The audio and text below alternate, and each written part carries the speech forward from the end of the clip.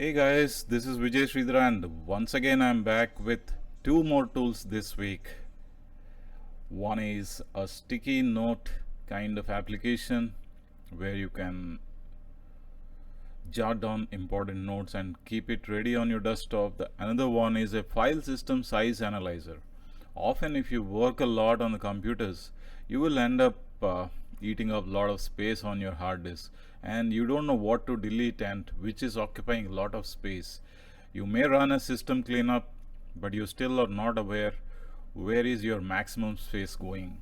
So that is when your file system size analyzer will come into picture. I'll take you through these two tools quickly so that you understand how to use them and make the best out of them. So let's begin with file system size analyzer. So when you open file system size analyzer, I'm not packing it into a setup. It's a simple zip file you download and unzip it into a folder, file system size analyzer.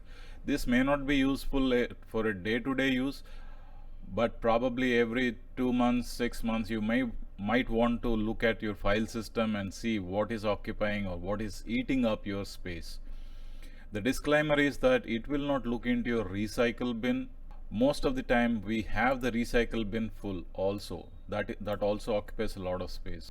So let me add the drive. When you open this, it enumerates all the drives in this drop down. You select one of the drive and then say you exclude any folders that you don't want to check, because for example C Windows, you cannot do anything. This is a system folder. You don't want to meddle with C Windows, right? You don't want to look at that folder. Why is it occupying?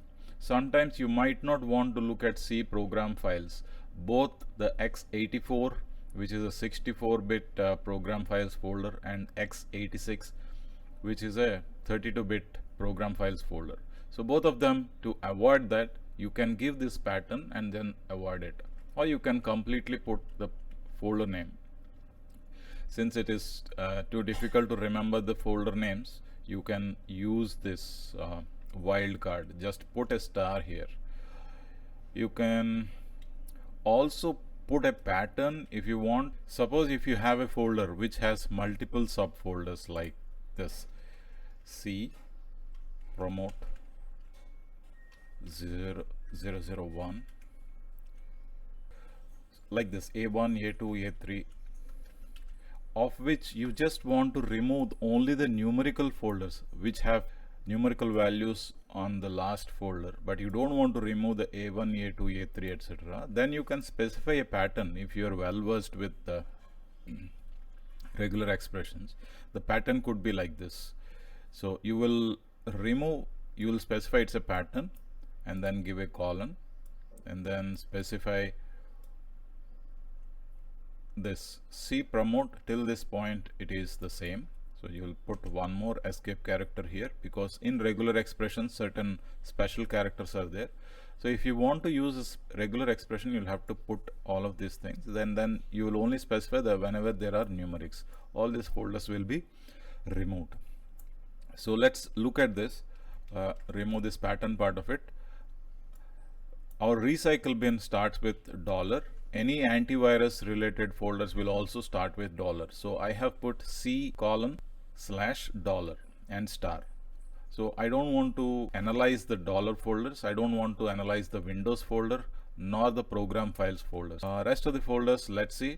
To the extent I have access on the folders, it will show, and wherever there is no access on the folders, it will report that there is a access issue. So let's look at that. So quickly I run this. So it will parse all the folders and subfolders to the extent they are available, and the level of progress, level 1 folders, level 2 folders, level 3 and level 4 are reported here. So you can clearly see that this folder I do not have access to run a specific command, so it will report that. But other than that, all of this will be shown.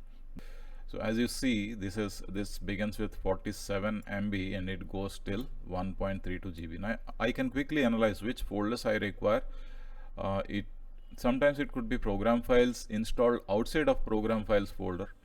So I can quickly look at it and see which ones I want to remove, which ones are not needed at all. So this is how it gives a picture of your file system. It can be run on a USB drive, it can be run on any other drives that you have, so that it will report more or less accurately. Why am I saying more or less is because it will ignore certain directories, which is explicit, and it will ignore certain directories because of access issues. So because of that, it will give 90% of result to you, so that you can analyze and look at where is your space getting consumed. Okay, that is about file system size analyzer. And now let's look at the sticky note application. So sticky notes application, when you install, it's like a quick notes that you can take on the desktop. You don't have to open your notepad, etc. So the name is StickNote. It is not sticky notes, because there are name related copyright issues, and also I have named the tool as StickNotes. So the icon is this one. I double click to get a new note. I can write something.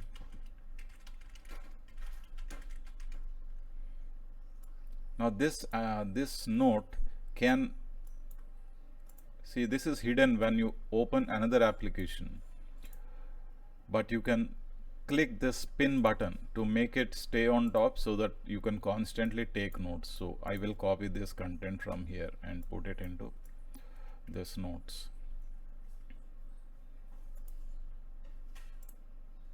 Okay, I will open another note. I can open another note from here, or also from here. Okay, so you can see that there are 3 notes that are currently open. Now after some time, if I have multiple notes open in the desktop, they will clutter my desktop and it will look so clumsy. So what I can do is, I don't want to close them, I just want them to be organized. I will go here and say stack notes to the right.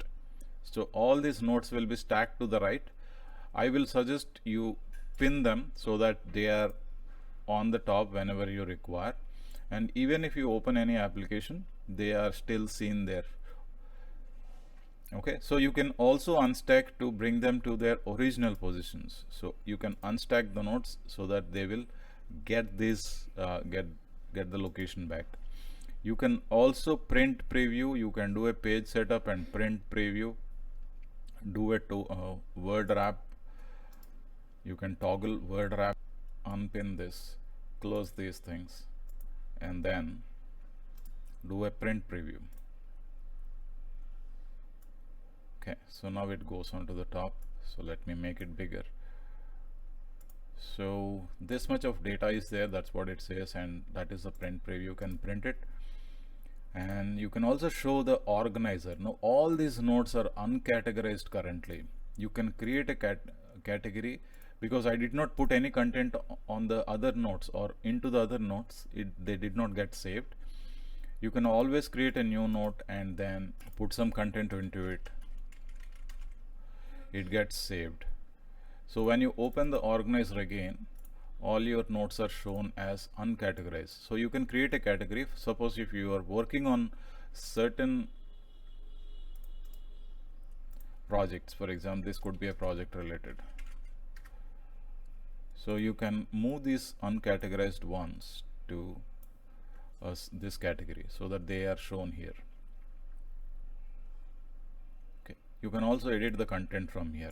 Okay, suppose if you close this note but you wanted to add more information into that note, you can open the organizer and put the content into it. That is there. You can also search date wise what are the notes that are there. And now let's look at one more thing. I exit the notes. With these 2 notes open, I exit StickNote, and next time when I open StickNote, let me close this application also. Next time when I open the StickNote, so these notes, whatever were open earlier, they will be again open for me as active notes.